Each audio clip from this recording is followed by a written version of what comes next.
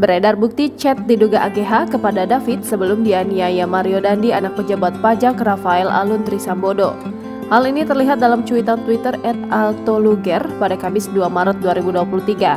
Diduga salah satu seorang kerabat ayah korban, Jonathan Latumahina. Dalam percakapan yang diduga dari AGH kepada David yang terlihat tanggal 20 Februari 2023, yang mana hari penganiayaan terjadi. Sekitar pukul 19.04 waktu Indonesia Barat, AGH meminta David untuk segera menemuinya, namun jika menolak, AGH mengancam akan mengadu ke Brimob. AGH pun meminta David untuk menelponnya. Diketahui David saat itu berada di lantai 2 rumah temannya di kawasan Pesanggerahan, Jakarta Selatan. Setelah terus memaksa, David akhirnya pergi menemui Agnes sesuai isi chat mereka. Dalam cuitan Twitter itu pula menyebutkan bahwa David 10 kali dipaksa untuk menemui AGH.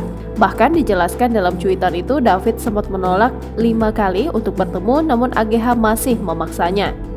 Tak hanya itu saja, dalam cuitan lainnya pula AGH membohongi David jika tantenya ikut dalam mobil.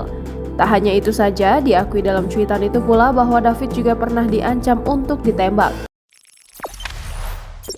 Jangan lupa subscribe, share, komen, dan like ya.